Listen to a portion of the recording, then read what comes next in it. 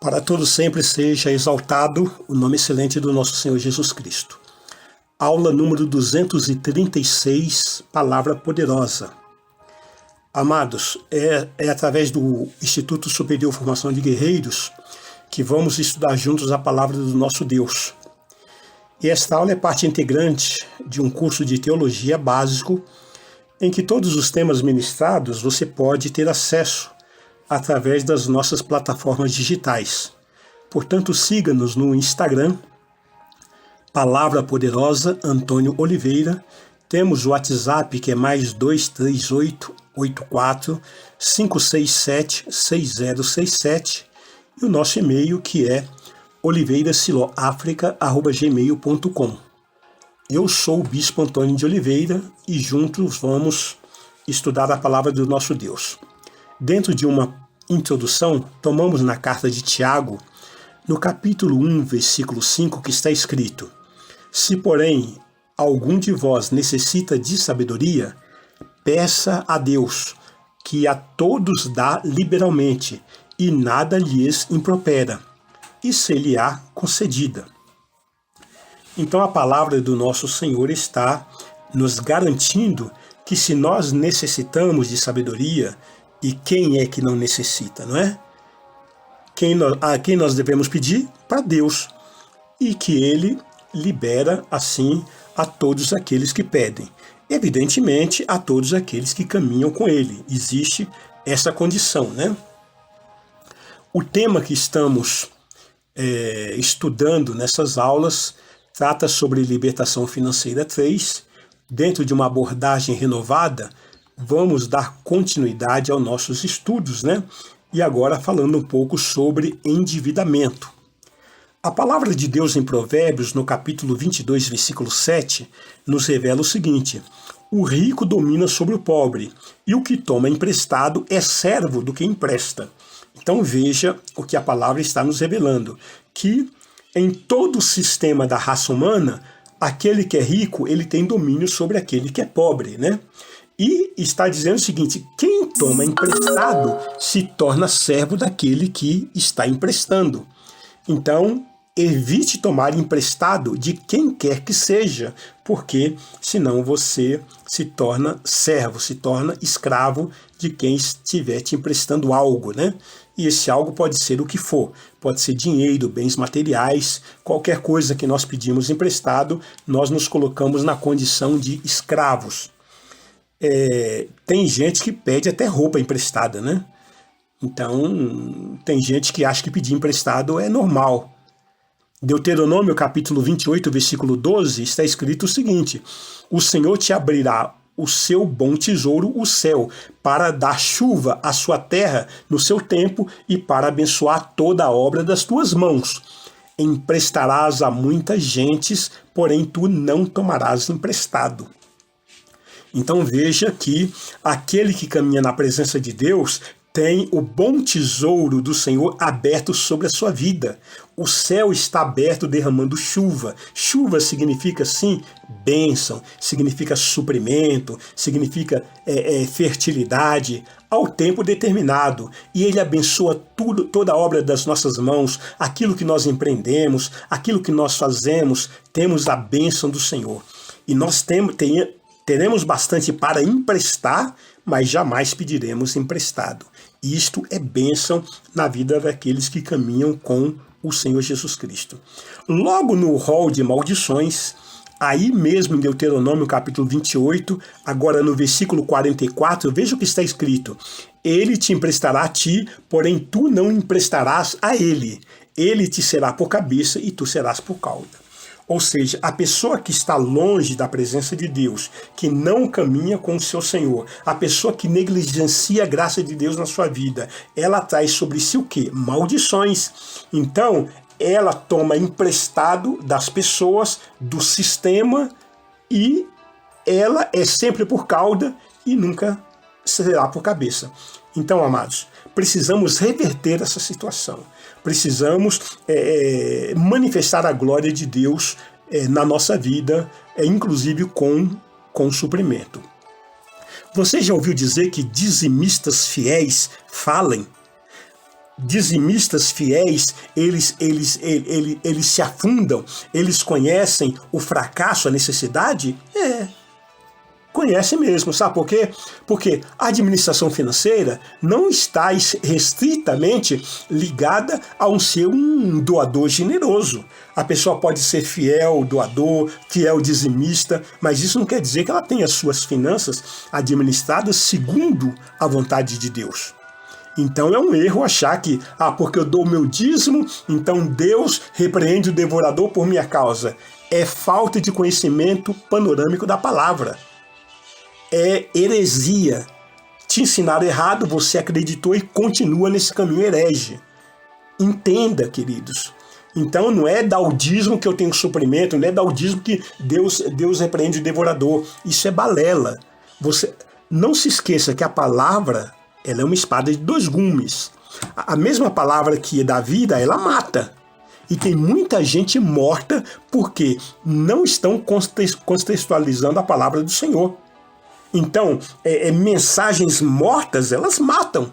E tem gente aí que não tem conhecimento da palavra de Deus, pega um texto, pega um versículo, pega uma situação e faz disso uma doutrina, né?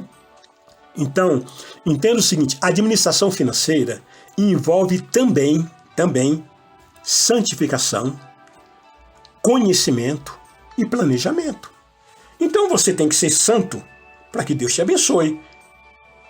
Não é porque a pessoa dá o dízimo ou dá a oferta, mas ela pratica promiscuidade, ela pratica o pecado, ela acha que Deus vai abençoar. Tem que ter conhecimento da palavra de Deus. Tem que ter um planejamento, tem que ter uma disciplina. Então é um conjunto de fatores para que possamos ser abençoados pelo nosso Deus. Quando falamos em dinheiro, por exemplo, nas denominações, tradicionalmente nós nos referimos a dízimos e ofertas. E tem uma série de líderes aí, né, cabeça dura, que só sabe falar sobre dízimos e oferta na igreja. Não sabe ensinar sobre finanças ao seu povo, ao seu rebanho. Porém, o dinheiro, ele vai muito além disso. Ele precisa ser administrado para não se tornar o nosso Senhor. O dinheiro, queridos, ele é um excelente servo. Porém, ele é um péssimo patrão. O dinheiro, ele é um grande amigo no bolso, porém, ele é um terrível inimigo no nosso coração. Precisamos entender isso. Então, não importa o quanto você ganha, gaste menos. Pelo menos 85% das pessoas, elas tomam decisões da compra, sabe em que momento? Diante do produto. 85% das decisões tomadas para comprar, elas estão diante do produto. Então veja que muitas vezes é falta de equilíbrio. É a emoção que entra em ação, né? Você sabia que aposentados e pensionistas que tomaram decisões financeiras ao longo de 60 anos da sua vida, veja bem, aposentados e pensionistas que durante 60 anos da sua vida tomaram decisões financeiras, qual o resultado? 50% precisam da ajuda de família. 33% continuam trabalhando. 15% sobrevivem com aperto e apenas 2% vivem com conforto financeiro. Olha, a pessoa passa 60 anos da sua vida tomando decisões financeiras e quando chega aos 60 anos de idade, quando chega na velhice, na terceira idade, a grande maioria, continua dependente da ajuda de familiares, de amigos, tem que continuar a trabalhar para suplementar a renda, vivem em aperto, emprestam dinheiro para os filhos inconsequentes, muitas vezes netos inconsequentes, né? Porque tem lá, o pai aposentou, a mãe aposentou, o filho começa a fazer um monte de besteira, como ele não se contenta em estourar apenas o nome dele, a mulher começa a estourar o nome do filho, começa a pegar o dinheiro do pai, começa a pegar o dinheiro da mãe, o dinheiro do sogro, por causa das suas loucuras, né? Olha, tem aí um negócio que, sabe, eu vou ganhar muito, eu estou comprando esse carro, me empresta um dinheiro aí e eu vou lhe pagar. Para com essas coisas. O filho, o cabeção lá, né, o irresponsável, entrou numa gelada, entrou numa fria, entrou num buraco, ele vai ter que sair. Papai, mamãe, vovô, vovó, sogro, sogra, não tem que ajudar a sair do embaraço, não. Ah, casou? Vai ter que sustentar agora a sua família. Gerou filho? Você vai ter que dar um jeito para criar o seu filho. Comprou um carro? Você que paga o seu carro. Comprou uma casa? Vai construir? Compre o seu terreno e construa a sua casa. Nada de construir a sua casa no meu terreno. Nada de construir a sua casa em cima da minha casa. Isso é confusão, nunca deu certo e não vai dar. Conquiste. Ah, mas eu preciso ajudar o meu filho. Ajudar como? Você só ajuda preparando eles para a vida, não tornando o seu filho, a sua filha, um irresponsável. Né? Se ele tem potencial para ganhar pouco, então ele que viva com pouco e saiba viver com pouco. Aí você vai preparar ele para a vida. Senão ele vai achar que é mole, né? A próxima dor de barriga que tiver vai correr lá e te pedir. E quando ele vê que ele já está abusando demais, ele começa a te enganar e começa a mentir. Geralmente é assim que acontece, né? Salmo 119, versículo 99 a 100. Compreendo mais do que todos os meus mestres, porque medito nos teus testemunhos. Sou mais prudente que os idosos, porque guardo os teus preceitos. Olha que bênção, né? Olha que prudência daqueles que andam segundo a palavra de Deus. Amados, dívida não é considerado pecado. Se fosse, amados, estaríamos fritos, estaríamos perdidos. O endividamento está ligado a coisas negativas, entenda isso. Então, o que são dívidas? São contas fora do controle, contraídas por falta de planejamento. Prestações é outra coisa, totalmente diferente, né? Quando uma pessoa não sabe lidar com dinheiro, geralmente ela se endivida e perde total controle sobre os seus gastos e também sobre os seus ganhos. O que ela necessita não é mais dinheiro, e sim orientação para administrar bem o que já ganha.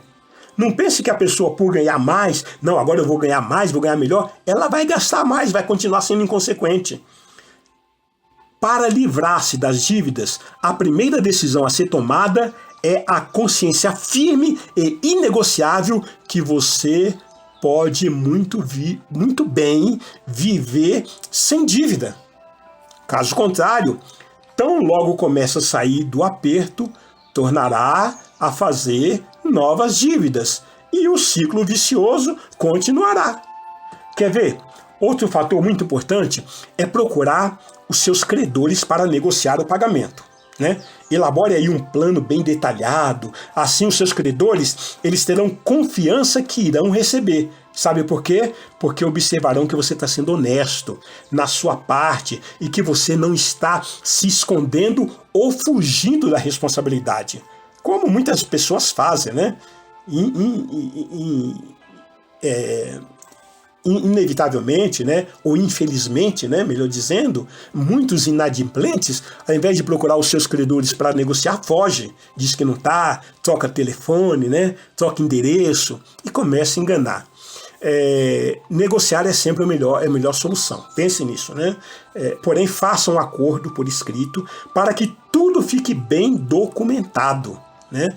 E assim você vai passar um período e você vai sair da dificuldade financeira, né? Amados, nós queremos parar por aqui essa ministração. Na próxima aula nós vamos continuar falando sobre endividamento, né? Mas eu creio que Deus tem falado contigo, prudência. Não queira ter um estilo de vida que você não suporte. Não queira alcançar situações que, não, eu vou conseguir fazer. Não, viva com aquilo que você pode, aquilo que você tem e que você vive em tranquilidade. Melhor coisa nesse sentido é você à noite deitar a sua cabeça no travesseiro e conseguir dormir bem. Melhor coisa é você não ser procurado por credores para estar te cobrando.